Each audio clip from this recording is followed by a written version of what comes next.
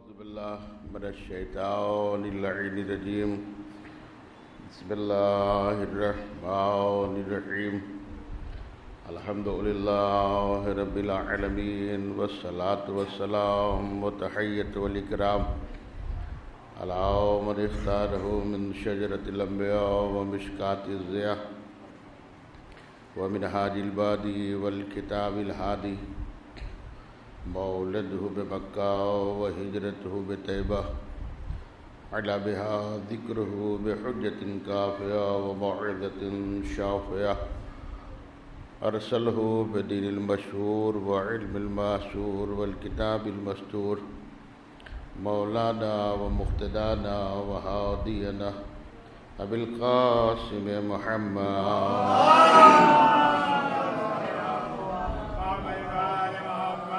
أما بعد فقد قال الله تبارك وتعالى في كتابه المجيد وفرقان الحميد. بسم الله الرحمن الرحيم. إنا خلقنا الإنسان من نطفة أمشاج. صلوات بھیجے محمد.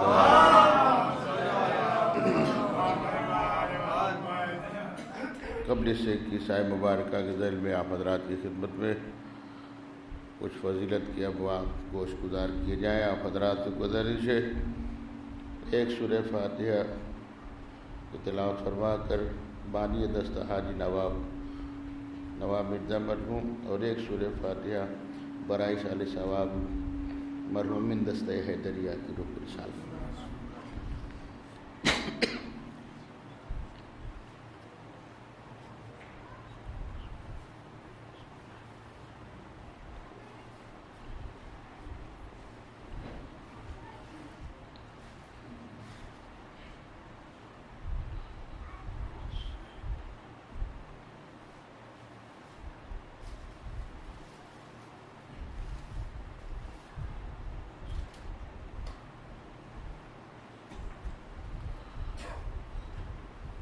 ایک صلوات عنایت فرمائے محمد وآل محمد. خالق کون و بقا، مالک ارض و سما، تمام دنیا کو پیدا کرنے والا، ہر چیز کو بنانے والا، ہر شے کا خالق، انسانوں کو بنانے والا، جسے بعد میں اشرف المخلوقات کے لقب سے نوازا گیا. اللہ نے انسان کو اشرف المخلوقات بنایا ہے کہ ہم نے تمہیں جتنی بھی میری مخلوقات ہیں اس میں سب سے زیادہ ہم نے تمہیں برتری دی ہے، ہم نے تمہیں افضلیت دی ہے، ہم نے تمہیں افضل بنایا ہے. اللہ نے اشرف المخلوقات بنایا. اس کے بعد اللہ یہ کہتا ہے کہ میری مخلوقات میں کوئی ایسی مخلوق نہیں ہے جو میری عبادت نہ کرتی ہے. صلوات عنایت فرمائے باواز بلند محمد. یہ بات میں تقریباً ہر سال اس مجلس میں کہتا ہوں بڑے افسوس سے کہ پہلے اس جگہ کو بھر لیا کیجیے، تو ادب کے خلاف ہے. اگر شہر لکھنؤ میں سمجھانا ہوگا تو بڑا مشکل کام ہوگا. پہلے اس جگہ کو پر کریے، ادھر 2 لوگ ادھر 6 لوگ، یہ ادب فرش ادا کے خلاف ہے. صلوات بھیجے محمد وآل. جہاں سے عزاداری نکلی، جب وہاں ہم ادب بھول جائیں تو دوسروں کو خدا ہی حافظ ہے. ایک اور صلوات بھیجے محمد وآل محمد. بہرحال عزیزان گرامی، میں آپ کی خدمت میں عرض کر رہا تھا کہ اللہ یہ کہتا ہے کہ میری جتنی بھی مخلوقات ہیں کوئی ایسی شے نہیں ہے جو میری عبادت نہ کرتی ہو. ہر شے میری عبادت کرتی ہے اور ہر شے میرا سجدہ بھی کرتی، ہر چیز ہماری عبادت کرتی. ہم آپ دور سمندر کے سامنے کھڑے ہو جاتے ہیں، لہریں اٹھتی چلی آتی ہیں، ہم آپ لہروں کو دیکھ کر خوش ہوتے ہیں.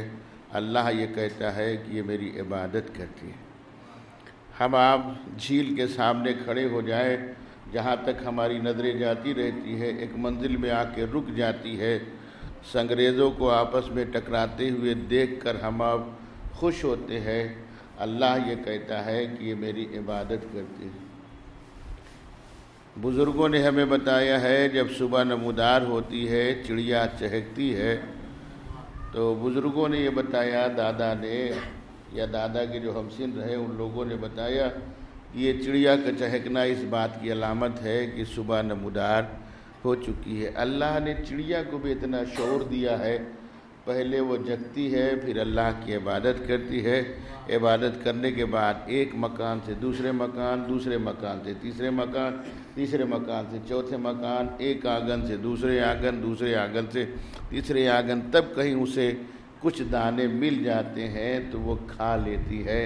تو اللہ نے کہا اس چڑیا کے ذریعے سے شعور حاصل کرو، پہلے ہماری عبادت کرو پھر رزق حاصل کرو۔ ایک صلوات بھیجے محمد وآلہ۔ ایسی صلوات پڑھنے کا جی چاہے بآواز بلند صلوات۔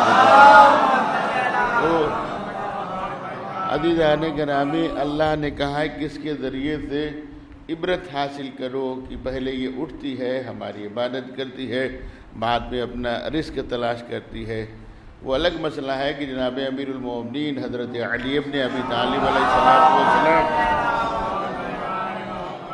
وہ ارشاد فرماتے ہیں کہ دیتا تو وہ ہے، بانٹتا میں ہوں۔ رازق وہ ہے، پروردگار ہے، رزق تو وہ دیتا ہے لیکن تقسیم میں کرتا ہوں۔ روایت کے فکرے ہے جناب عمار یاسر نکلے ہیں رزق تلاش کرنے کے لیے، دوپہر ہو گئی، دوپہر کا وقت تمام ہو گیا، سپہر ہو گیا، جب واپس جا رہے ہیں چہرے کے اوپر نہ حساسیت ہے نہ بشاشیت ہے۔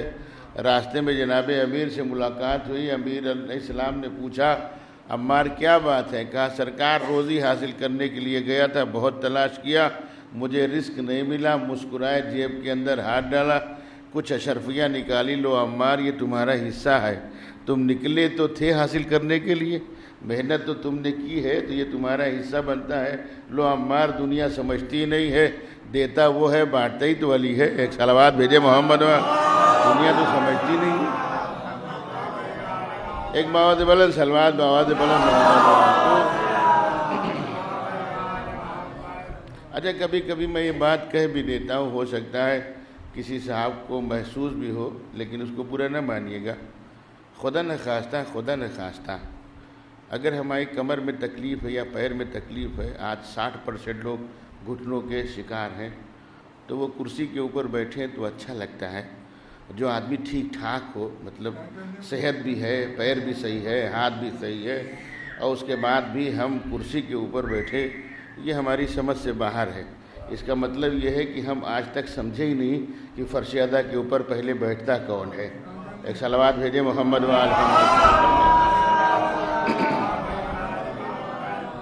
اور اگر خدا نہ خواستہ پیر میں تکلیف ہے تو ہم آئیے مل کے دعا کرتے ہیں کہ اللہ ان کی تکلیف کو دور کر دے، اور اگر بنے ہیں کہ کوئی تکلیف نہیں ہے تو یہ جو کرسی کا رواج ہے میں تو پہلے اسی کے خلاف ہو گیا۔ اور صلوات بھیجے محمد۔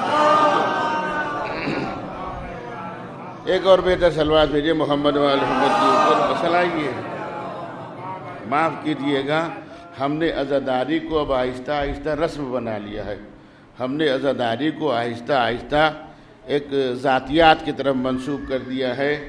حقیقتاً جو عبادت سے ہونی چاہیے ہم اس طریقے سے نہیں کرتے ہیں، یا اس سبب سے کرتے ہیں کہ چلیے صاحب انجمن سے ہمارا کوئی واسطہ ہے یا انجمن کے ممبران سے ہمارا کوئی واسطہ ہے تو ایک پورا ہو جائے کہ ہم بھی گئے تھے، حاضری دے لیے تھے۔ اتنی وقت پورے ہندوستان کے اندر سب سے اچھی اور عقیدت اور محبت سے جو عزاداری ہو رہی وہ کرناٹکا کے اندر ہو رہی، کہیں نہیں ہو رہی۔ میں آپ کو بتا رہا ہوں، ہم تو فقیر حسین گھوما کرتے ہیں، رات میں 2:30 بجے آئے ہیں، تو یہ تو ہم دیکھتے دیکھتے یہ اندازہ لگا رہے جہاں سے عزاداری نکلی وہ عزاداری سے دور ہو گئے، اور جہاں کے اوپر سیکھا وہ عزادار بن گئے۔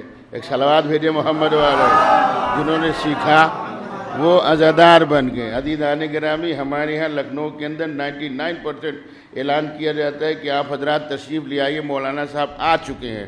ہوتا ہے، اگر کہہ رہا ہوں غلط تو حضور صاحب بتائیے، یا کوئی بھی مجمع میں سے کوئی بھی آدمی آپ ہمیں ٹوک سکتے ہیں کہ صاحب یہ آپ غلط کریں۔ اکثر و بیشتر یہی اعلان ہوتا ہے کہ آپ تشریف لے آئیے، مولانا صاحب آ چکے ہیں۔ وہاں یہ ہوتا ہے کہ جب وہ پہنچتے ہیں تو امام بارگاہ بھری ملتی ہے۔ صلوات بھیجے محمد وآلہ۔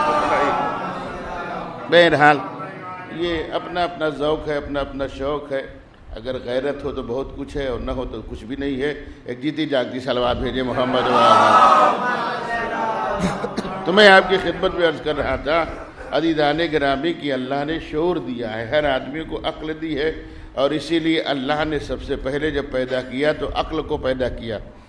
اصول کافی جس کے اوپر شیعہ مذہب کی بنیاد ہے، اس کتاب کے اندر ہمارے امام نے جو ارشاد فرمایا ہے، سب سے پہلے عقل کے اوپر گفتگو کی ہے کہ ہم نے عقل کو پیدا کیا ہے۔ تو اگر عقل ہے تو ہم ہر چیز سمجھتے ہیں، اگر بے عقلیں ہیں تو کچھ نہیں سمجھتے ہیں۔ تو عرض کرنے کا مقصد یہ ہے کہ میری گفتگو جو ہوگی آپ کے درمیان بشریت کے اوپر ہوگی کہ اللہ نے جنہیں بشر بنایا ہے وہ کون لوگ ہیں، اور اللہ نے جنہیں نور بنایا ہے وہ کون لوگ ہیں۔ اللہ نے جنہیں بشر بنا کے بھیجا وہ شخصیتیں کون ہے، اللہ نے جنہیں نور سے بھیجا ہے وہ شخصیتیں کون ہیں۔ آیت اللہ مراشی نجفی علی اللہ مقامہ، سید آدمی بہت ہی نیک علماء میں سے تھے آیت اللہ سید مراشی نجفی۔ آج بھی سرزمین قم کے اوپر ان کی لائبریری بنی ہوئی ہے، پوری دنیا میں سیکنڈ نمبر کے اوپر یہ لائبریری کہلاتی ہے۔ آج بھی اس لائبریری کے اندر کم از کم آپ کو 30,000 اردو کی کتابیں ملے گی، ایک دو نہیں 30,000 اردو کی کتابیں ملے گی اس کے اندر موجود ہیں۔ توجہ کیجئے گا میں کیا عرض کر رہا ہوں۔ ان کے ایک شاگرد خاص جن کا نام حماد تھا، تو جناب حماد کا یہ سلسلہ تھا کہ جب رمضان المبارک کا مہینہ قریب آتا تھا تو وہ ایسے قریے کو چنتے تھے، ایسی جگہ کا انتخاب کرتے تھے جہاں کے اوپر جانا لوگ پسند نہیں کرتے تھے، بہت ہی ایسا دیہات جس کا کہا جائے کہ کوئی نہ راستہ ہو صحیح سے کچھ بھی نہ ہو، تو ایسی جگہوں کو انتخاب کرتے تھے، اور جانے کے بعد وہاں کے اوپر لوگوں کو اہل بیت علیہ السلام کے بارے میں بتاتے تھے، مذہب کے بارے میں اجاگر کرتے تھے کہ فقہ جعفری کا مذہب کیا ہے، فقہ جعفری ہے کیا ہے۔ تو ایک بار وہ نکلے، اصفہان کے پاس ایک بستی تھی، ادھر کی طرف جا رہے تھے۔ اب جب بستی کے اندر پہنچے، یہ پرانی باتیں ہیں، آج کا دور نہیں ہے، اچھی اٹیچیاں ہوں اور اچھی چیزیں ہوں، اس دور میں پیٹی اور بکسے ہوتے تھے، اس کے اندر اپنے اثاثے کو رکھے ہوئے ہیں، رکھنے کے بعد اللہ کی راہ میں نکل پڑے ہیں۔ اب جب اس بستی کے قریب پہنچے تو انہیں ایک باغ دکھائی دیا۔ جب باغ کے قریب پہنچے تو کیا دیکھا کہ ایک جوان ہے جو باغ کے اندر کدال چلا رہا ہے، پھاوڑا چلا رہا ہے۔ جانے کے بعد پہلی فرصت میں سلام کیا، یہ آداب سلام بتائے ہیں، صلوات بھیجے محمد والے۔ سب سے پہلے جانے کے بعد سلام کیا، اس لیے کہ اگر سلام کی اتنی اہمیت نہ ہوتی تو نبی کبھی بچوں کو روک کے سلام نہ کرتے۔ تو یہ اہمیت بتائیے کہ دیکھو ہم آئے ہیں تو میرا فرض بنتا ہے کہ پہلے میں تمہیں سلام کروں۔ انہوں نے سلام کیا، سلام کرنے کے بعد احوال پرسی کی۔ اتفاق کی بات یہ ہے کہ اس کا تعلق فقہ جعفری سے نہیں تھا بلکہ یہودی مذہب سے تعلق رکھتا تھا، لیکن باغ کے اندر کام کر رہا تھا۔ وہیں کے اوپر بیٹھ گئے اور بیٹھنے کے بعد اس سے گفتگو شروع کی ہے۔ یاد رکھیے گا جو میں نے آیت پڑھی ہے، اللہ نے بشریت کے اوپر گفتگو کی ہے کہ اللہ نے جنہیں بشر بنایا وہ کون ہے، اللہ نے جنہیں نور سے پیدا کیا ہے وہ کون ہے۔ عزیزان گرامی، وہ کہتے ہیں کہ یہ بتاؤ تم خود باغ کے مالک ہو؟ کہا نہیں صاحب میں باغ کا مالک نہیں، میں تو یہاں مزدوری کرتا ہوں، یہاں میں کام کرتا ہوں۔ کہا تمہارا مالک کیسا ہے؟ توجہ کیجئے گا۔ کہا میرا مالک بہت اچھا آدمی ہے، اتنا اچھا آدمی ہے کہ جیسے ہمارا پسینہ نہیں سوکھتا ہے اس سے پہلے ہمیں مزدوری دے دیتا ہے۔ اتنا اچھا ہمارا مالک ہے کہ ابھی ہم اپنے کام سے فرصت بھی نہیں پاتے ہیں تو وہ ہمیں فوری طور پر ہمیں مزدوری دے دیتا ہے، جو چیزیں ہم مانگتے ہمیں دے دیتا ہے۔ بہت اچھا ہمارا مالک ہے، نہ جانے کتنی غربا کی مدد کرتا ہے، نہ جانے کتنے لوگوں کی امداد کرتا ہے۔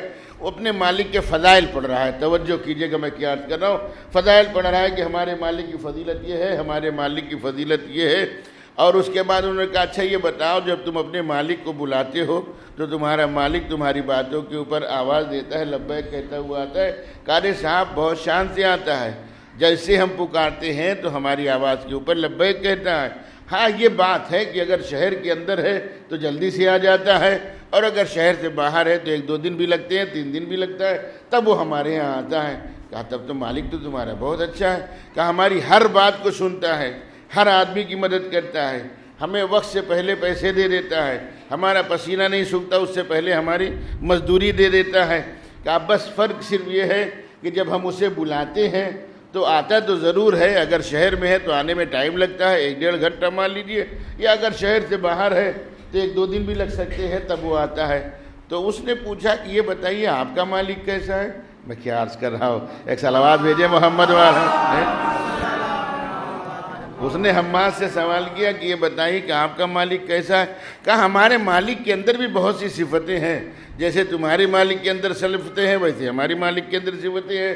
ہمارا مالک بہت غریب پرور ہے، لوگوں کی مدد بھی کرتا ہے، رات کو سناٹے میں لوگوں کے ہاں غذا بھی پہنچاتا ہے، جو بھی پہنچاتا ہے، بچوں کو بھی دیکھتا ہے، دیکھ بھال بھی کرتا ہے، ہر آدمی سے بڑی محبت سے باتیں کرتا ہے۔ لیکن تمہارے مالک میں اور ہمارے مالک میں بنیادی فرق یہ ہے کہ جب تم اپنے مالک کو بلاتے ہو کہ آدھا گھنٹہ، 1 گھنٹے بعد، 2 دن بعد، 3 دن بعد آتا ہے، ہمارا مالک دنیا میں کہیں بھی رہتا ہے، جیسے ہم بلاتے ہیں فوراً آ جاتا ہے۔ ایک صلوات بآواز بلند بھیجے محمد وال، تو وہ فوری طور پر آ جاتا ہے۔ اس سے بہتر صلوات بھیجے ملیل کے محمد وال۔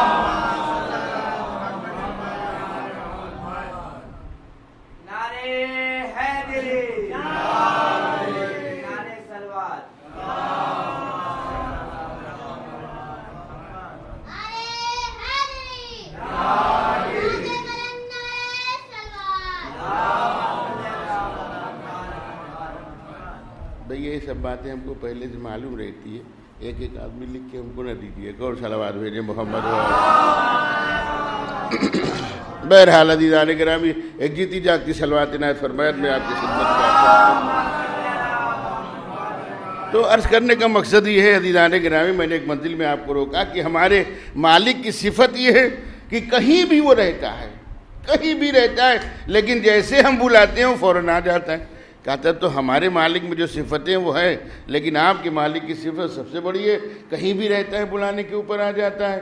کہا جی صاحب، اب اس کو تھوڑے سے اپنے مذہب کی طرف مائل کیا، مائل کرنے کے بعد گفتگو کرتے رہے اور رمضان کا مہینہ گزر گیا، اپنے وطن واپس آ گئے کہ اب جب سال آئندہ آؤں گا تب اس کو اور زیادہ سناؤں گا کہ ہمارے مالک کی فضیلت کیا ہے، ہمارے مالک کی فضیلت کیا ہے، ہم جن کو مانتے ہیں وہ کون ہیں۔ عزیزان گرامی، عرض کرنے کا مقصد یہ صلوات بھیجے محمد وال محمد۔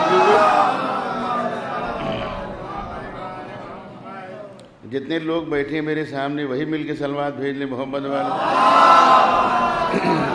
تو بہرحال عزیزان گرامی، میں آپ کی خدمت میں عرض کر رہا تھا کہ جب سال آئندہ رمضان المبارک آیا تو یہ اسی اعتبار سے پھر اس بستی کے اندر پہنچے، اور پہنچنے کے بعد جناب حماد نے اس کے بارے میں معلوم کیا کہ وہ ہے کہاں، تو پتہ چلا کہ وہ دنیا سے چلے گئے، وہ گزر گئے، ان کا انتقال ہو گیا، وہ دنیا سے چلے گئے۔ ان کو بہت تعصف ہوا، بہت افسوس ہوا کہ کیوں نہ تھا کہ میں پہلے اس سے سب باتیں بتا دیتا، اب وہ دنیا سے چلا گیا ہے تو میں کیسے بتاؤں، کس سے کہوں۔ رات ہو گئی، لیٹے ہوئے سوچ رہے تھے اور سو گئے۔ غور فرمائیے گا، جب سو گئے تو خواب دیکھتے ہیں کہ ایک محل ہے، بڑا خوبصورت محل بنا ہوا ہے۔ یہ جناب حماد ناقل ہیں، آیت اللہ مراشی نجوی صاحب کے جو شاگرد رہے، مجتہد رہے ہیں، یہ ان کی باتیں میں آپ کو سنا رہا ہوں۔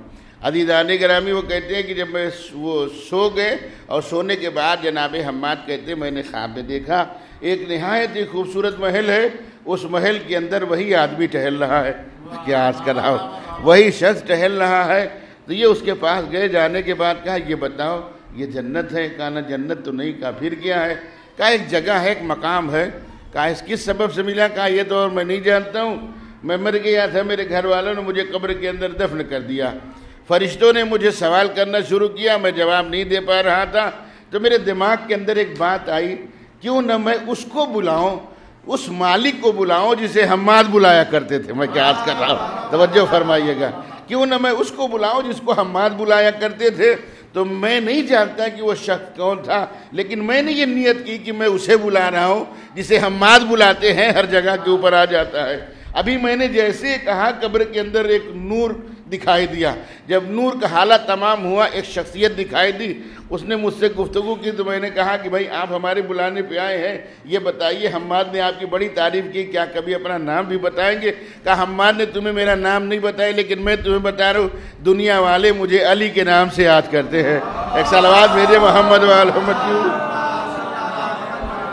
عزیزان گرامی، اس بات کو ہمیشہ یاد رکھیے گا، مختصر زندگی کا تجربہ ہے، ہمارے اعمال اتنے اچھے نہیں کہ میاں اعمال کے ذریعے سے کوئی جنت میں چلا جائے، یہ حقیقت بات ہے اور 100% بات ہے۔ ہر آدمی اپنے بارے میں بہتر سے بہتر جانتا ہے. میں اپنے بارے میں بہتر جانتا ہوں, آپ اپنے بارے میں بہتر جانتے ہیں, آپ اپنے بارے میں بہتر جانتے ہیں.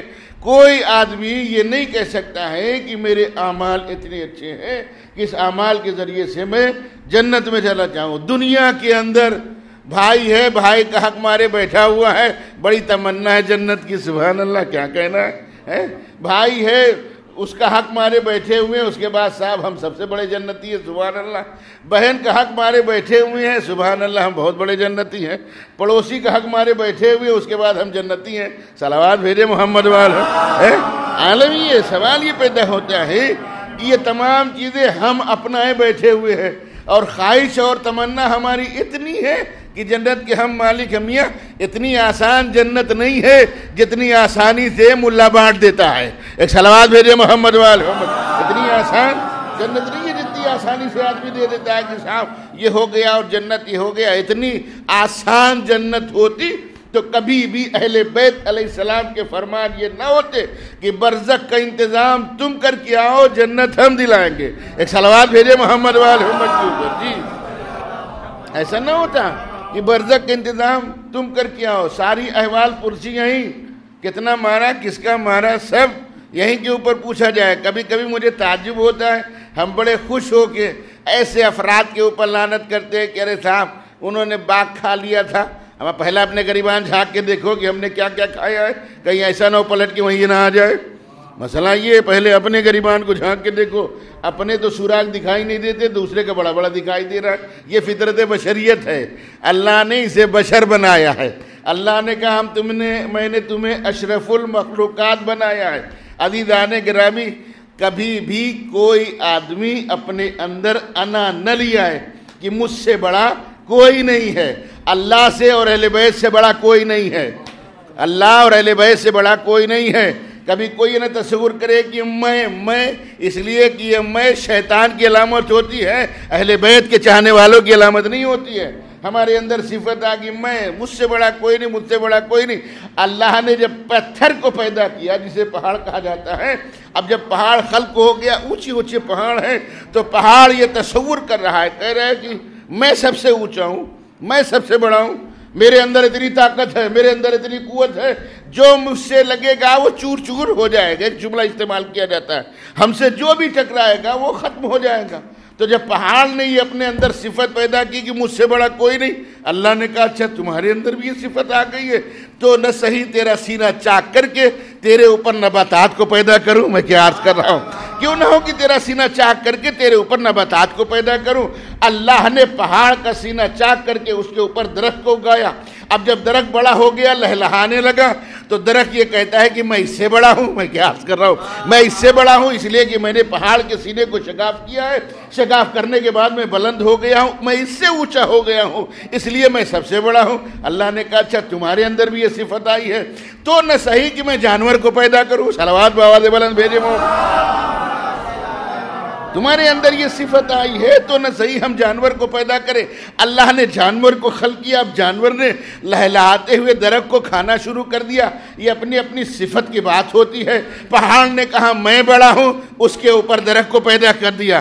درخت نے کہا میں بڑا ہوں, اللہ نے جانور کو پیدا کیا. اب یہ جانور کی صفت ہوتی ہے. اتی وقت ہم یوپی میں رہتے ہیں, ایک جانم بڑا محترم ہے, صلوات بھیجے محمد وال. مسئلہ یہ توجہ کیجیے عزیزان گرامی, عرض کرنے کا مقصد یہ ہے, غور فرمائیے کہ اللہ نے جانور کو پیدا کیا. اچھا جانور کی صفت ہوتی ہے, اسے یہ نہیں معلوم ہے کہاں مجھے بیٹھنا چاہیے, کہاں مجھے نہیں بیٹھنا چاہیے. میں کیا عرض کر رہا ہوں, کہاں مجھے بیٹھنا چاہیے, کہاں مجھے نہیں بیٹھنا چاہیے, کس کا کھانا کھانا چاہیے, کس کا کھانا نہیں کھانا چاہیے. کبھی مالک کا کھانا کھاتا ہے, کبھی بغیر پوچھے کھا لیتا ہے, اس لیے کہ صفت تو جانور والی ہے. میں کیا عرض کر رہا ہوں, صفت تو جانور والی, کبھی اپنے مالک کا کھاتا ہے, کبھی کسی اور کا کھا لیتا ہے. کھل جاتا ہے تو ان کا بھی کھاتا ہے, ان کا بھی کھاتا ہے, چونکہ صفت جانور والی ہے. اب کھاتے کھاتے اتنا عادی ہو گیا, جب جانور ہے بڑے بڑے باغ کھا گیا. ایک صلوات بھیجے محمد والے. مسئلہ یہ اس لیے کہ اللہ نے اسے جانور بنایا ہے. اس سے بلندر صلوات بھیجے محمد والے.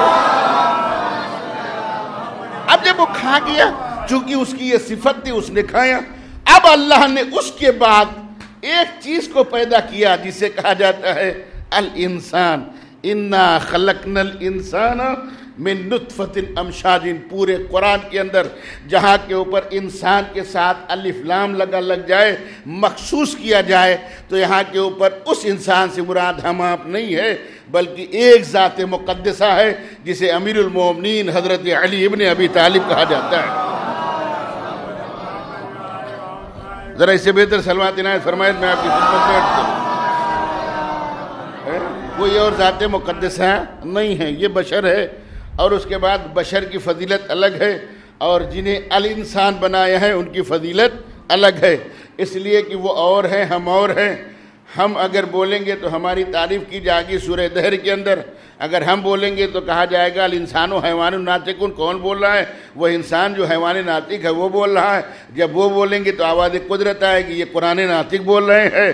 ہماری تعریف ہوگی سورہ دہر کے اندر، ان کی تعریف ہوگی کل من علیہا فان ویبقی وجہ ربک ذو الجلال والاکرام، ہر شے فنا ہو جائے گی، صرف اللہ کا چہرہ باقی رہے گا۔ عزیزان گرامی، مسلمانوں کے سب سے بڑے رائٹر جنہیں کہا جاتا ہے جلال الدین سیوطی، انہوں نے تفسیر در منصور کے اندر اس آیت کی تفسیر کرتے ہوئے لکھا ہے کہ آپ اس وجہ سے کیا سمجھتے ہیں، کل من علیہا فان ویبقی وجہ ربک ذو الجلال والاکرام، ہر شے فنا ہو جائے گی، صرف اللہ کا چہرہ باقی رہے گا۔ وہ کہتے ہیں کہ علی نے اللہ کے چہرے کی عزت رکھ لی۔ ایک صلوات بھیجے محمد والو۔ علی نے اللہ کے چہرے کی عزت رکھ لی۔ جو میرے ساتھ ان کے لیے بھی سبحان اللہ، جو چپ رہے ان کے لیے بھی سبحان اللہ۔ ایک صلوات بھیجے محمد۔ ٹھیک ہے، عرض کرنے کا مقصد یہ ہے کہ علامہ جلال الدین کہتے ہیں کہ یہاں وجہ سے مراد کیا ہے؟ علی نے اللہ کے چہرے کی عزت رکھ لی۔ توجہ کیجئے گا، ہم آپ ایک چھوٹی سی مثال دے رہا ہوں، اور کبھی کبھی مثال دیتے ہوئے ڈر بھی لگتا ہے۔ ہوتا کیا ہے کہ بہت سے لوگ بیٹھے ہیں، کسی کے اوپر فٹ آ جاتی ہے، تو جب فٹ آتی ہے تو آدمی کہتا ہے ایسا تو نہیں ہے، بانی مجلس مولانا پہلے کہہ دیو، ہمیں کیا معلوم کون کہاں بیٹھا ہے، کس طریقے کا ہے۔ ہوتا ہے، جیسے مثال کے طور پر اگر چور کی بات ہو رہی ہے تو قرآن نے کہا سارقۃ فسارقہ فاقطعوا ایدیہما، چور چاہے مرد ہو، چور چاہے عورت ہو، اگر چوری کرے تو ان کے ہاتھ کو کاٹ لینا چاہیے۔ اب جو چور ہوگا اسے برا لگے گا، لگتا ہے حضور صاحب نے بتا دیا ہمارے بارے میں، اسی لیے پڑھا ہے۔ ایک صلوات بھیجے محمد بتلائیے۔ جبکہ نہ حضور صاحب کو کانو کان خبر، نہ قمر عباس کو کانو کان خبر۔ یہ تو مثال ہے، مثال برائے مثال۔ ایک آدمی رشوت لینے کا عادی ہے، ٹائٹل لگا ہے شیعہ اثنا عشریہ کا، اور کمرے کے اندر اندھیرا کر کے میز کے نیچے سے لے رہا ہے، کوئی نہیں دیکھ رہا۔ اب کوئی نہیں دیکھ رہا ہے، لیکن وہ دیکھ رہا ہے جس کی آنکھیں نہیں ہیں۔ ایک صلوات بھیجے محمد والے۔ مسئلہ یہ آنکھ نہیں صاحب، بالکل اندھیرا ہے، کمرے کے اندر بالکل اندھیرا، کوئی نہیں دیکھ رہا ہے، اور اگر تمہیں شک بھی ہو رہا ہے نیچے سے تھما دو، کام چل جائے گا۔ عزیزان گرامی، کوئی نہیں دیکھ رہا ہے، لیکن وہ دیکھ رہا ہے جس کے پاس آنکھیں نہیں ہیں، وہ دیکھ رہا ہے۔ اب اگر رشوت کے خلاف ہم بتائیں کہ امام نے کیا کہا ہے، رشوت کھانے والوں کو کیا کہا ہے، رشوت لینے والوں کے بارے میں کیا کہا ہے، اس کا جو کھائے گا اس کا نتیجہ کیا ہوگا، اولادوں کے اوپر اثرات کیسے ہوں گے، بچوں کے اوپر اثرات کیسے ہوں گے، حرام غذا کا اثر کیا ہوگا۔ ارے صاحب لگتا ہے ہم ہی کو کہہ رہے، اس لیے کہ ہم ہی تو لے رہے تھے۔ مسئلہ یہ تو یہ مثال دیتے ہوئے بھی ڈر سے لگتا ہے۔ بہرحال ایک مثال برائے مثال، ایک صلوات بھیجے محمد والے۔ توجہ کیجئے گا، اللہ نے جنہیں بشر بنائے وہ کون ہے، اور اللہ نے جنہیں نور سے پیدا کیا ہے وہ کون ہے۔ عزیزان گرامی، آپ کے اس امین آباد یا جو یہ محلہ کہا جاتا ہے لاٹو شوٹ، یہاں کے اوپر کوئی ایک بچہ ہے بہت اچھا نغمہ پڑھتا ہے، اس کی آواز بہت پیاری ہے، اشعار بھی بہت اچھے پڑھتے ہیں۔ آپ نے کہا میاں آپ تو نغمہ ایسے پڑھتے ہیں جیسے ندیم سرور پڑھا کرتے ہیں، کبھی نہیں کہے گا میں کہاں اور ندیم سرور کہاں، خوش ہو رہا ہے۔ یہ فطرت بشریت ہے، یہ تقاضۂ بشریت ہے۔ ذرا سا اور آپ آگے بڑھے، آپ نے کسی کو دیکھا کہ بہت اچھا مرثیہ پڑھتا ہے، ارے آپ کیا مرثیہ پڑھتے ہیں، سبحان اللہ کیا کہنا، آپ تو ایسا پڑھتے جیسے میر انیس صلی اللہ علیہ وسلم پڑھتے تھے، مرزا دبیر صاحب پڑھا کرتے تھے۔ مسکرا رہے ہیں لیکن کبھی نہیں کہیں گے کہاں میر صاحب، کہاں میر انیس صاحب۔ یہ فطرت بشریت ہے، یہ تقاضۂ بشریت ہے۔ آپ نے کسی کے علم کو دیکھا، ایسے بھی ہمارے شہر میں ایسے القابات بیٹھتے ہیں کہ جیسے لگتا ہے منڈی کے اندر سبزیاں بٹ رہی ہوں، ہیں ایسے القابات بیٹھتے ہیں جن کو کچھ نہ آتا ہو علامہ بنا دیا۔ ایک صلوات بھیجے محمد والے، جبکہ اسے پتہ نہیں ہے، جبکہ وہ جانتا بھی نہیں کہ علامہ الف سے ہوتا ہے کہ عین سے ہوتا ہے۔ اسے یہ بھی شعور نہیں ہے کہ علامہ عین سے ہوتا ہے کہ الف سے ہوتا ہے. آپ نے کہا رہے صاحب آپ تو گفتگو ایسے کرتے ہیں جیسے فلاں علامہ کیا کرتا ہے, لیکن وہ خوش ہو رہا ہے اس لیے کہ اس کی مدح ہو رہی ہے. توجہ کیجئے گا ذرا سا اور آگے بڑھے. آپ نے کہا رہے صاحب آپ تو خطابت ایسے کرتے ہیں جیسے قلب عابد صاحب مرحوم کیا کرتے تھے, خطیب اکبر صاحب. اب کہاں میں سب کے نام لیتا رہوں, مطلب ایک مثال برائے مثال. یہ فطرت بشریت ہے, یہ تقاضۂ بشریت ہے. انسان خوش ہو رہا ہے. آپ نے کسی کو بات کرتے ہوئے دیکھا, کہہ رہے صاحب آپ تو ایسے فتوے دیتے ہیں جیسے آیت اللہ سستانی دیا کرتے ہیں, خامنہئی صاحب دیا کرتے ہیں. یہ فطرت بشریت ہے. توجہ کیجئے گا, انسان خوش ہو رہا ہے. صبح سے لے کر شام تک یہ بشر نہ جانے کتنے غلو کرتا ہے. میں کیا عرض کر رہا ہوں, صبح سے لے کر شام تک یہ بشر نہ جانے کتنے غلو کرتا ہے. کسی کو ندیم سرور بنا دیا, کسی کو علامہ بنا دیا, کسی کو مجتہد بنا دیا, کسی کو خامنہئی صاحب بنا دیا, کسی کو سستانی بنا دیا, کسی کو مینریز بنا دیا, کسی کو مرزا دبیر بنا دیا. کسی کے پھوٹے منہ نہیں نکلا کہ یہ حد سے سوا ہو گیا ہے. کہاں مجھے بڑھا رہے ہو, کہاں میر صاحب کہاں میں, کہاں ندیم سرور کہاں میں, کہاں سستانی صاحب کہاں میں, کہاں خامنہئی صاحب کہاں میں. لیکن خوش ہو رہا ہے چونکہ بشر کی مدح کر رہا ہے. تو کوئی نہیں کہہ رہا یہ حد سے سوا ہو گیا ہے, یہ بدعت ہو گیا ہے. میں کیا عرض کر رہا ہوں, یہ حد سے سوا ہو گیا ہے. لیکن ذرا سے اہل بیت کے فضائل بیان ہونے لگتے ہیں. یہ آیت کہاں سے آ گئی, یہ روایت کہاں سے آ گئی, یہ حدیث کہاں سے آ گئی. آدم سے لے کر عیسیٰ تک کسی ماں نے ایسی اولاد پیدا ہی نہیں کی ہے جو میرے علی کے برابر ہو جائے. ایک صلوات ہے جو محمد و آل محمد کی.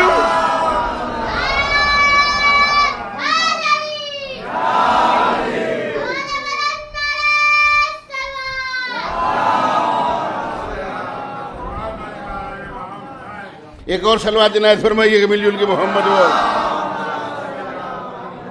تمہاری حقیقت کیا ہے, تم ہو کیا, قرآن نے تمہیں کیا کہا ہے. خوش اتنا نہ ہو کہ ہم بہت اچھے ہیں, سبحان اللہ. تمہاری حقیقت کیا ہے. پیدا ہوئے تو نجس پیدا ہوئے, جس جگہ پیدا ہوئے جگہ نجس, مر گئے تو نجس, جس نے چھویا وہ نجس. یہ حضرت بشر کی مدح ہے, حضرت بشر کی تعریف ہے.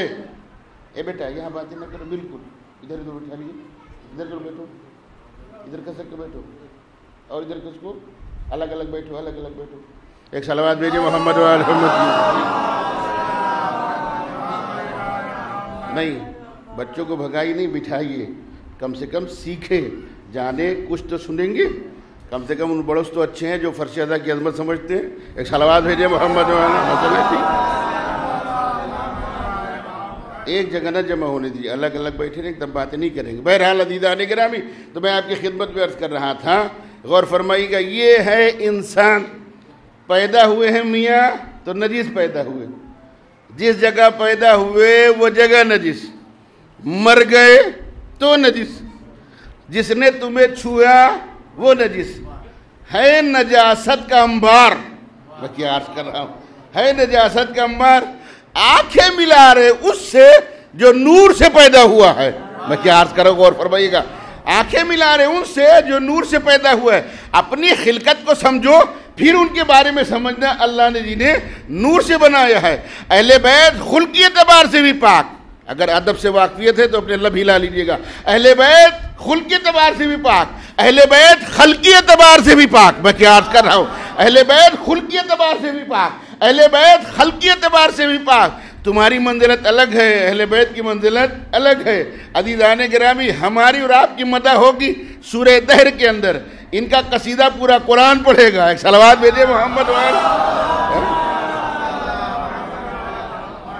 ذرا اس سے بہتر صلوات بھیجے تو میں آپ کی خدمت میں.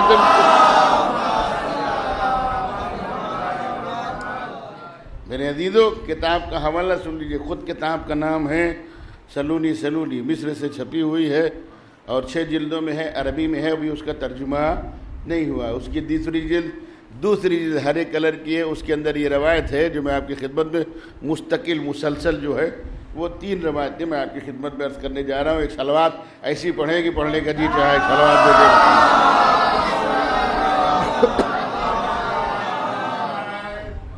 عزیزان گرامی, ہم آپ بیٹھے ہوئے ہیں, ہمارے جسم کے اندر خون دوڑ رہا ہے, لیکن ابھی آپ مسجد کے اندر چلے جائیں نماز پڑھنے کے لیے, آپ کا ہاتھ دروازے سے ٹکرا گیا.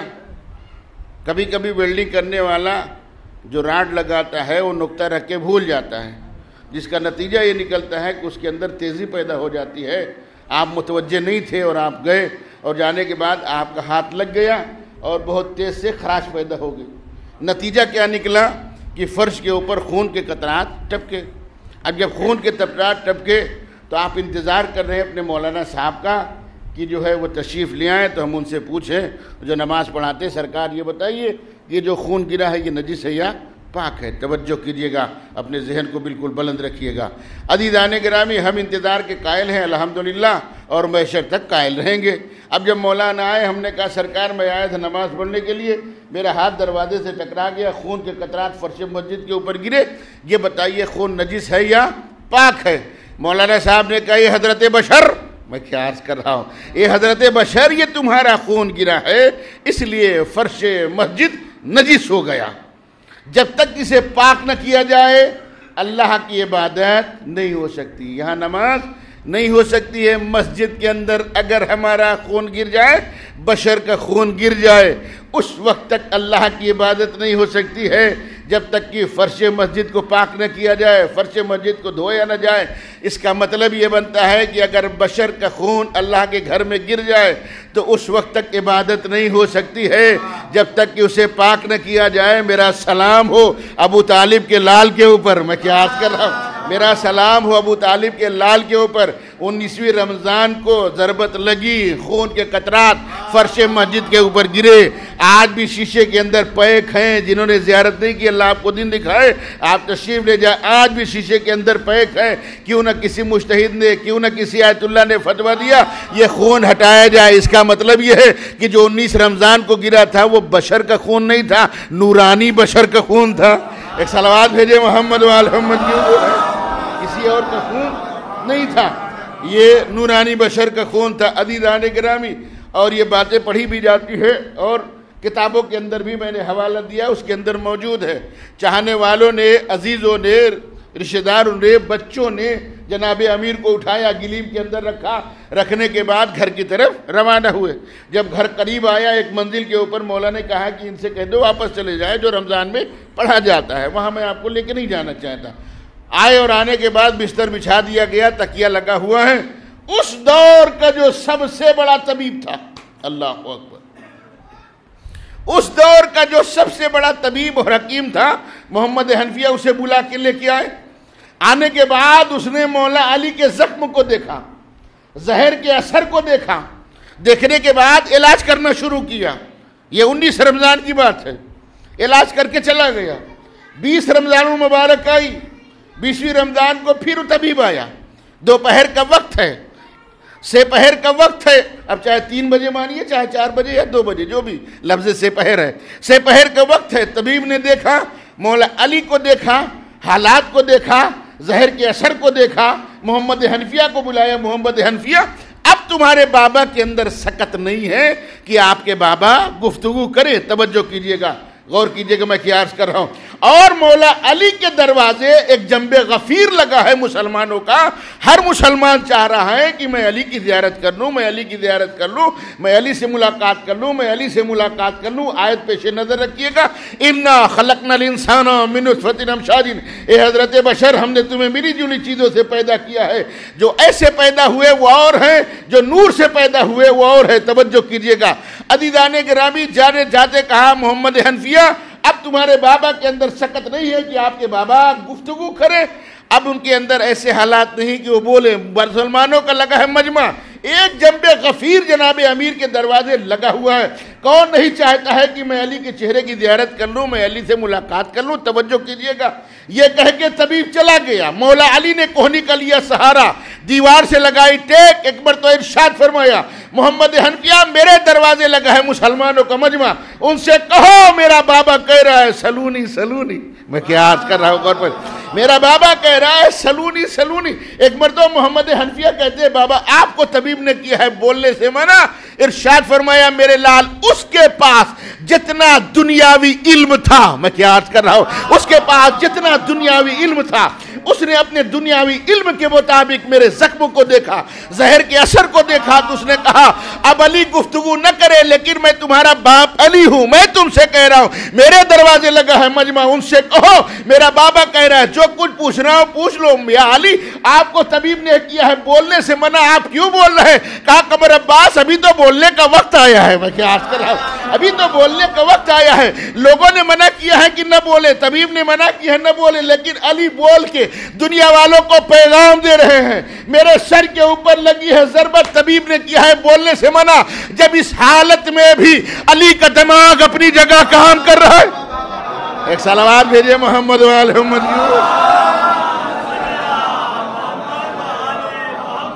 ایک اور صلوات عنایت فرمائے مل جل کے محمد و آل۔ اسی مجمع کے اندر جناب حجر ابن عدی بھی تھے، اسی مجمع کے اندر جناب حجر ابن عدی بھی تھے۔ جناب حجر آنے کے بعد جناب امیر کو دیکھا، دیکھنے کے بعد آنکھوں سے اشک جاری ہے، محبت کا تقاضا تھا، رو رہے ہیں۔ تھوڑی دیر مولا علی سے گفتگو ہوئی، اس کے بعد ارشاد فرمایا حجر جاؤ یہاں سے۔ جناب حجر چلے گئے، جب ڈیوڑھی کے اوپر پہنچے پھر محبت غالب آئی، جناب امیر کی طرف پھر دیکھا، یہ اہل بیت کے گھرانے سے تعلق نہیں رکھتے ہیں، محبت والے ہیں۔ غور فرما رہے، خاندانی کوئی تعلق نہیں ہے۔ کربلا کو صرف اس مقصد سے نہ سمجھیے کہ امام حسین شہید ہو گئے، کربلا نے ہمیں کیا کیا دیا ہے پہلے یہ دیکھیے۔ عزیزان گرامی، عرض کرنے کا مقصد یہ ہے، حجر جو ہے جب ڈیوڑھی کے اوپر پہنچے پھر علی یاد آ گئے تو ایک مرتبہ مڑ کے دیکھا، جب مڑ کے دیکھا تو جناب امیر نے اپنی انگلیوں سے اشارہ کیا، جب اشارہ کیا تو جناب حجر واپس آئے، جب واپس آئے تو کہا حجر، گفتگو ہو رہی تھی، ارشاد فرمایا حجر، توجہ کیجئے گا، حجر تم کو ہماری محبت میں قتل کیا جائے گا، تم کو ہماری محبت میں۔ میاں ٹائٹل لگا لینا بہت آسان ہے، عمل کی منزل میں آنا بہت مشکل کام ہے۔ ایک صلوات بھیجے محمد و آل محمد۔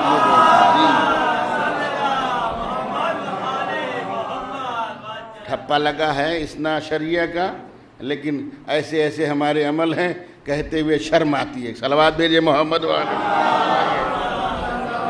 جی تو میں آپ کی خدمت میں عرض کر رہا تھا کہ جناب حجر نے سے مولا علی سے گفتگو ہوئی تو مولا کائنات نے ارشاد فرمایا حجر تم کو ہماری محبت میں قتل کیا جائے گا۔ یہ مولا علی کا جملہ ہے، قمر عباس کا نہیں۔ تم کو ہماری محبت میں قتل کیا جائے گا۔ لفظوں کا ضامن میں آپ کو دکھا سکتا ہوں، امریکہ لندن میں نہیں رہتا ہوں، یہی لکھنؤ کے اندر رہتا ہوں۔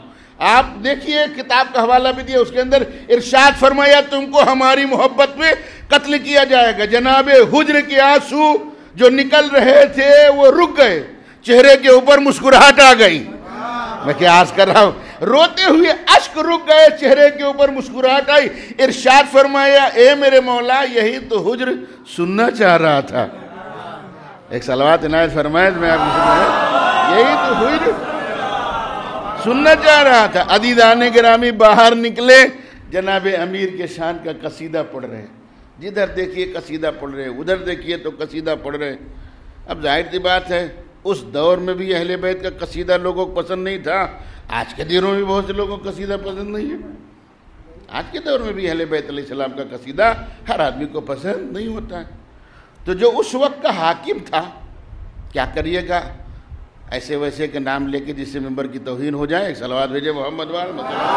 تو اس دور کا جو حاکم تھا اس نے پیغام بھیجا کہ ان سے کہو کہ اگر اپنی زندگی چاہتے ہیں حجر کو گرفتار کر کے لایا جائے، اگر اپنی زندگی چاہتے ہیں تو ابھی سے سویرا ہے، ہمارے فضائل پڑھیں۔ سبحان اللہ، کیا کہہ دیں۔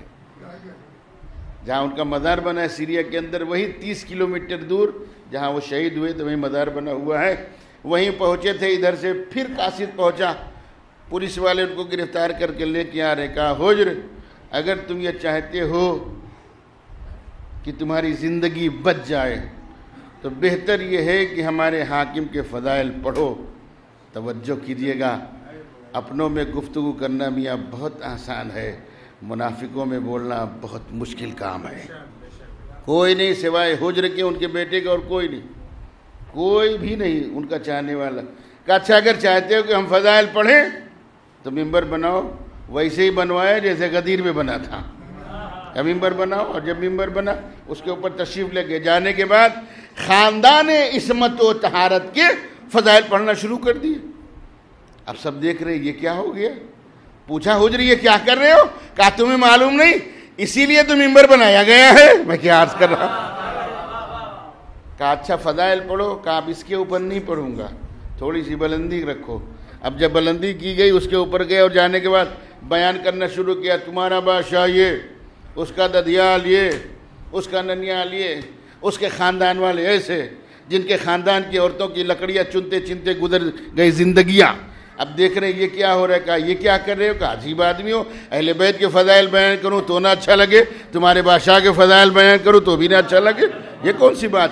کہا تم کو قتل کیا جائے گا، یہ بار بار ہم سے مت کہو کہ ہمیں قتل کیا جائے گا، تمہیں پتہ نہیں میرے مولا کا قول کبھی غلط ہو ہی نہیں سکتا، میرے مولا کا قول کبھی غلط ہو ہی نہیں سکتا، اس لیے کہ میرے مولا نے کہا ہے کہ حجر تم کو ہماری محبت میں قتل کیا جائے گا، اس کی دھمکی نہ دو، قتل کرنا ہے قتل کر دو، اس لیے کہ مجھے پتا ہے میرے مولا نے پہلے بتا دیا ہے، لیکن اتنی مہلت دے دو، میسج پیغام، ایک صلوات بھیجے محمد والے، اتنی مہلت دے دو، اتنی مہلت دے دو کہ ہم 2 رکعت نماز پڑھ لیں، اتنی مہلت دے دو کہ ہم باپ بیٹے دونوں نماز پڑھ لیں۔ باپ اور بیٹے نے نماز پڑھی، جب تمام ہو گئی ارشاد فرمایا، غور فرمائیے گا میں کیا عرض کر رہا ہوں، کہا پہلے میرے بیٹے کو قتل کرو۔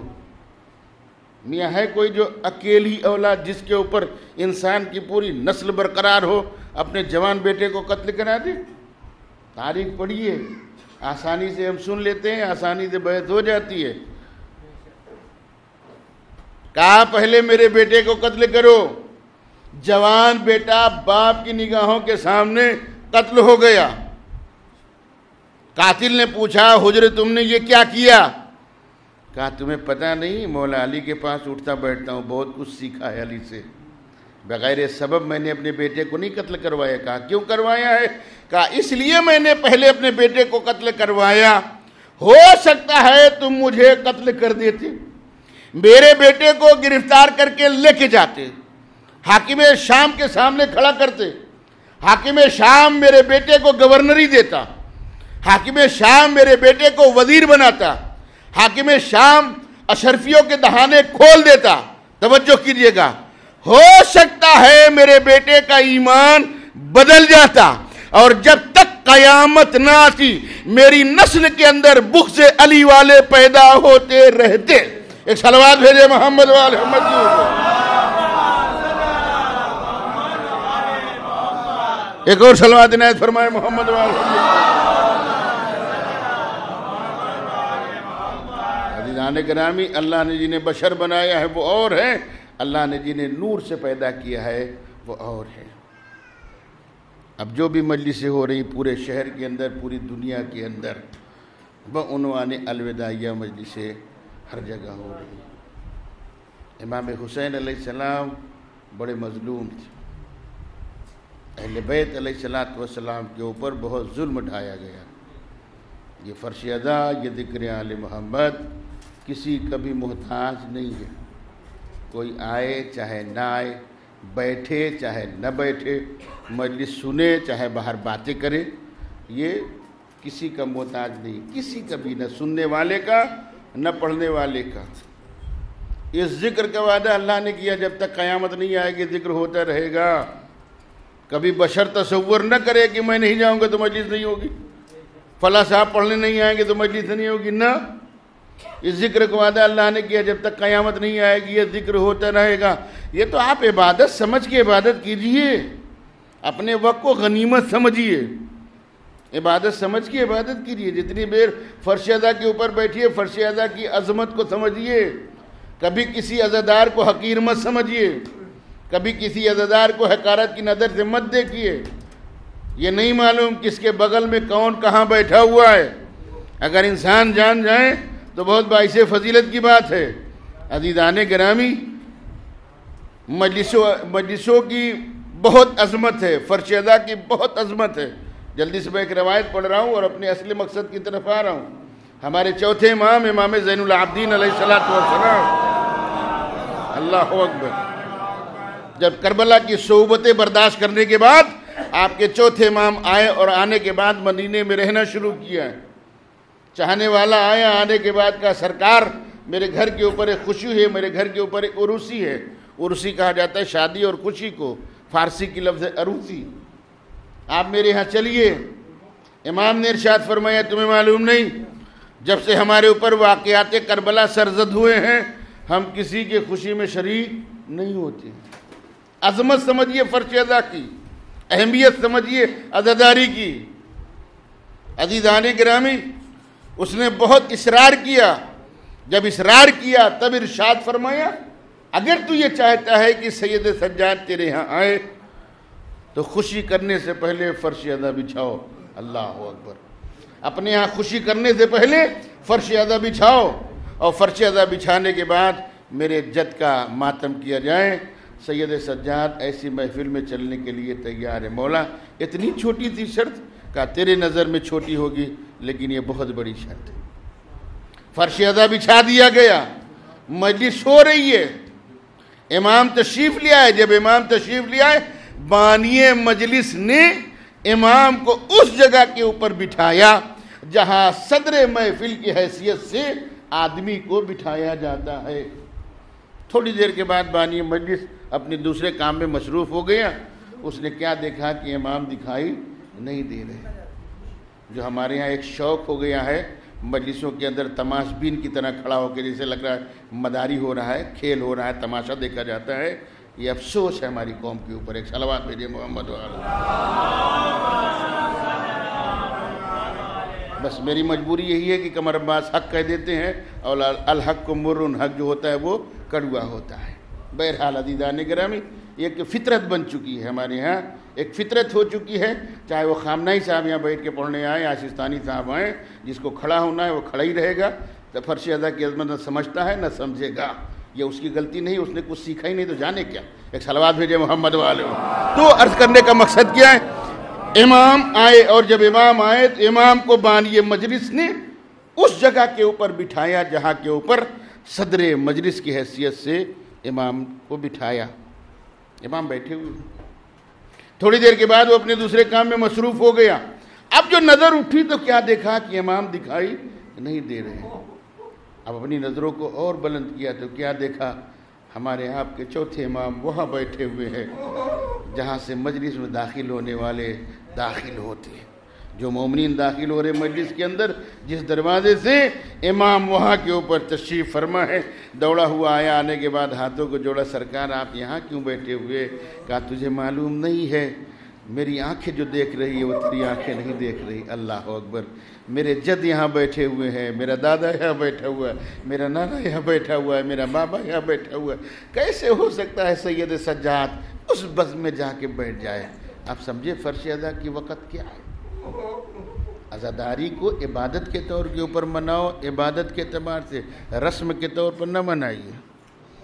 یہ فرش ادا جب بچ جاتی ہے، اللہ اکبر، ہم بڑی حسرت سے محرم کا انتظار کرتے ہیں۔ اللہ، بڑی حسرت سے ہم محرم کا انتظار کرتے ہیں، اور جیسے جیسے ذیلحج کا مہینہ قریب آتا ہے ہم اپنے عزاخانے کو سجانا شروع کر دیتے ہیں۔ جو جس سے ہو سکتا ہے اپنے اعتبار سے عزاخانے کو سجاتا ہے، صرف اس لیے سجاتا ہے کہ میرے ہاں کوئی مہمان بن کے آ رہا ہے۔ اللہ اکبر، کوئی ہمارے ہاں مہمان بن کے آ رہا ہے، اپنے عزاخانے کو انسان سجاتا ہے۔ اے میرے مولا، ہم نے بھی اپنے عزاخانے کو سجایا، بی ہم نے بہت کوشش کی کہ حق کے گریہ ادا ہو جائے، لیکن ادا نہ ہو سکا۔ اگر کوئی کمی رہ جائے تو معاف فرمائیے گا۔ جو سال آئندہ زندہ رہے گا آپ کے بیٹے کا ماتم کرے گا، اسی طریقے سے فرش ادا بچھائے گا۔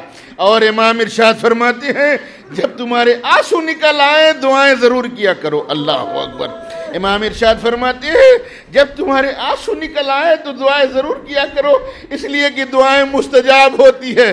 مولا معاملہ کیا ہے؟ کہا انہوں نے میرے جد کو قتل ہوتے نہیں دیکھا، انہوں نے عباس کے کٹے ہوئے بازو کو نہیں دیکھا، حسین کی ننھی سی جان کو دفن کرتے ہوئے نہیں دیکھا۔ اب اپنے بھائی کی نشانی کو چنتے ہوئے نہیں دیکھا ہے، جوان بیٹے کے کلیجے سے برچی کا پھل نکالتے ہوئے نہیں دیکھا، صرف سنا ہے، سن کے رو رہے ہیں۔ جو مانگے ہیں پروردگار دے دے۔ رونے میں شرمائے مت کیجیے، رونے میں شرمائے مت کیجیے، اس لیے کہ نہ آپ کے اوپر پابندی ہے، نہ کوئی ستانے والا ہے۔ یہ تو جناب زینب سے پوچھئے، ننھی سی جان سے پوچھئے، سید سجاد سے پوچھئے، بابا کو یاد کیا تازیانے مارے گئے، سکینہ نے بابا کو یاد کیا تو تازیانے مارے گئے۔ یہ ساری مصیبتیں اہل بیت علیہ السلام کے ساتھ۔ عزیزان گرامی، ہم آخری دن منا رہے ہیں، لیکن ایک بات اور سن لیجئے، ہمارے علماء یہ کہتے ہیں کہ ربیع الاول میں عزاداری اور زیادہ کیا کرو، اور زیادہ عزاداری کیا کرو۔ کیوں؟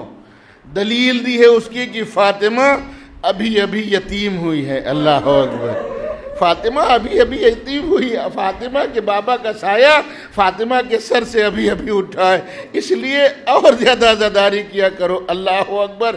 عزیزان گرامی، سوچ کر خون روتی ہے آنکھیں۔ جس عمر میں انسان جوانی کی منزل کو طے کرتا ہے، اللہ اکبر، جس عمر میں انسان جوانی کی منزل کو طے کرتا ہے، اس عمر میں رسول کی اکلوتی بیٹی عصا کے سہارے چل رہی ہے، بال بالکل سفید ہو چکے ہیں۔ اللہ، شکوہ کسی اور سے نہیں ہے، یہ اپنوں نے کیا ہے۔ جزاک اللہ، اللہ کوئی غم نہ دے سوائے امام مظلوم کربلا کے۔ عزیزان گرامی، میری نگاہوں کے پڑھے ہوئے فقرے ہیں۔ ثانیہ زہرہ جناب زینب سلام اللہ علیہا اس دواجی زندگی کے بعد جب جناب عبداللہ کی آئی ہیں تو بی بی نے 2 دن قیام کیا ہے، لیکن جب تک رہی اپنے بھیا حسین کو یاد کر کے روتی رہی۔ اس کے بعد بی بی جب آئی ہے تو بی بی نے 10 دن قیام کیا ہے، جب تک رہی اپنے بھیا حسین کو یاد کر کے روتی رہی۔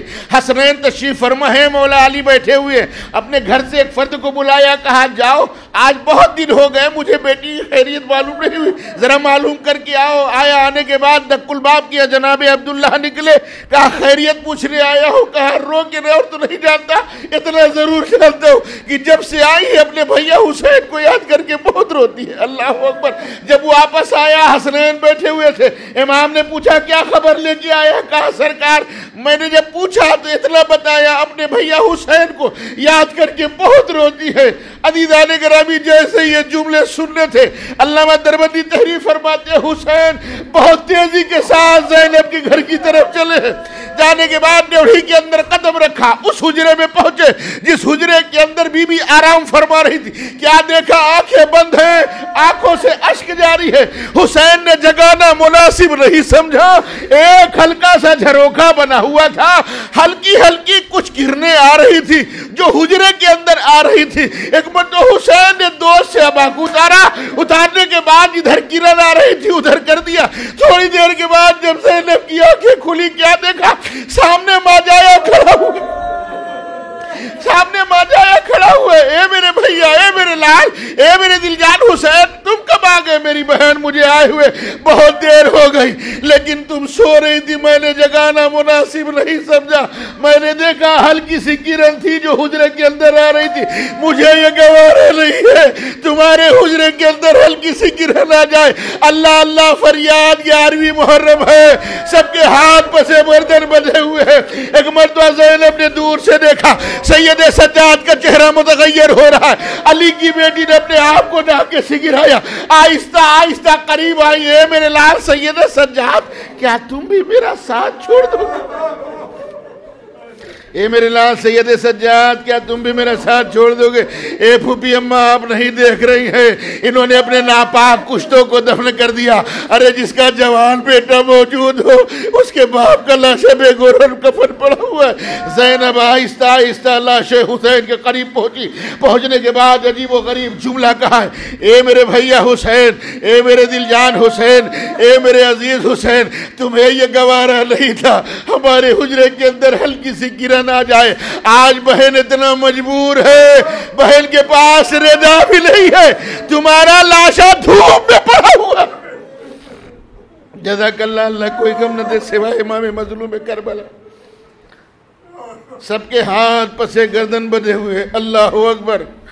لیکن ایک ننھی سی جان ہے جنہیں ہم آپ سکینہ سلام اللہ علیہ کے نام سے یاد کرتے ہیں، ان کو اونٹ کی پشت کے اوپر لٹایا گیا ہے، لٹایا نہیں گیا ہے، رسی سے جکڑ کے باندھا گیا ہے۔ جب اونٹ چلتا ہے ننھی سی بچی تڑپ جاتی ہے۔ ایک مرتبہ چلتے چلتے ننھی سی بچی نے عجیب و غریب سوال کیا ہے، اے میرے بھیا سید سجاد یہ بتائیے اگر کسی کو بہت زیادہ پیاس لگتی ہے، اللہ اکبر، اگر کسی کو بہت زیادہ پیاس لگتی ہے اس کے جسم کے اوپر کیسی چیزیں عارض ہوتی ہیں؟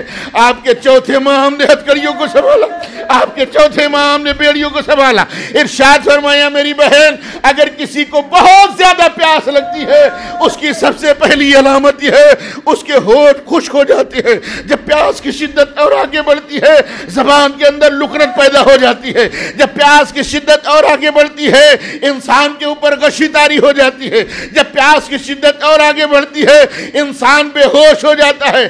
آخری حد سنیں گی جو امام نے بتائی ہے میری بہن، جب پیاس اپنے حد سے عروج کے اوپر پہنچ جاتی ہے تو ہڈیوں سے چٹکنے کی آواز آتی ہے۔ جیسے یہ جملے سننے تھے ایک مرتبہ ننھی سی بچی نے آواز دی، اے میرے بھیا سید سجاد ہمارے حالات ایسے ہی ہیں، ہماری ہڈیوں سے چٹکنے کی آواز آتی۔ اللہ اکبر۔ بہت سی خواتین تھی جو چھتوں کے اوپر بیٹھی تھی جنہیں معلوم نہیں تھا کہ یہ کون لوگ ہے۔ ایک معزمہ تھی، اس سے برداشت نہ ہوا، اس نے اپنی ننھی سی بچی کو بلایا، بلانے کے بعد کہا کوزے میں پانی بھر لو لے کے جاؤ، اس قیدین کے حوالے کر دینا، جب وہ پانی پی لے ان سے کہہ دینا ہمارے حق میں دعائیں کر دے۔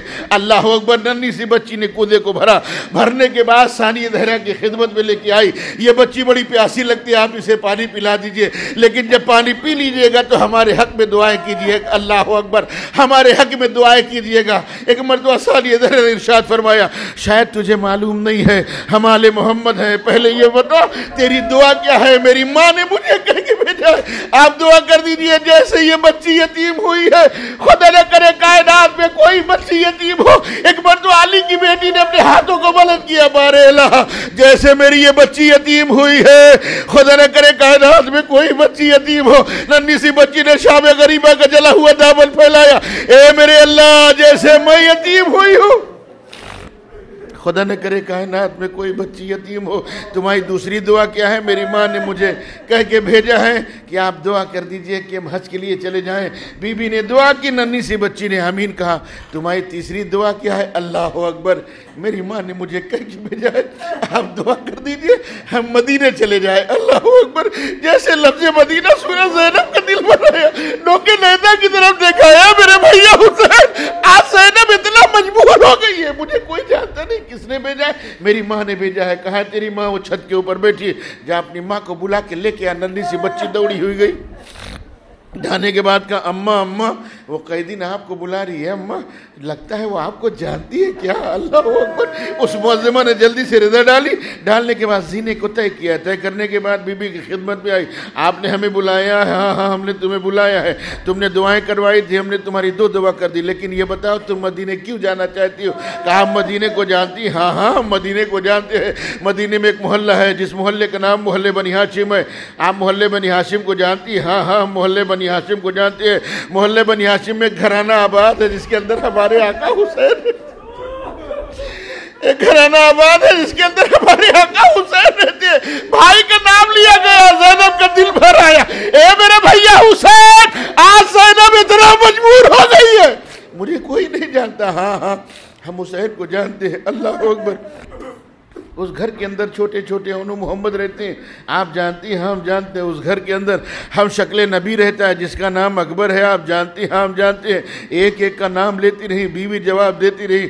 یہ زینب کا جگر تھا جو زینب نے برداشت کیا۔ ایک مرتبہ عجیب و غریب سوال کیا، اس گھر کے اندر میری ایک شہزادی رہتی ہے، اللہ اکبر، اس گھر کے اندر میری ایک شہزادی رہتی ہے جن کا نام زینب ہے، آپ زینب کو جانتی ہے؟ ایک مرتبہ علی کی بیٹی نے سوال کر لیا، یہ بتا تو کیسے زینب کو جانتی ہے؟ کہا ہم نہیں جانیں گے تو پھر کون جانے گا؟ علی کی بیٹی کا نام ہے زینب، اونو محمد کی ماں کا نام ہے زینب، اکبر کی پھوپھی کا نام ہے زینب، قاسم کی پھوپھی کا نام ہے زینب، عباس کی بہن کا نام ہے زینب، ہم نہیں جانیں گے تو پھر کون جانے گا؟ ابھی جملے مکمل نہ ہوئے تھے، ایک مرتبہ چہرے سے بالوں کو ہٹایا، نحیف سی آواز دی، ام حبیبہ، اے ام حبیبہ تم نے نہیں پہچانا؟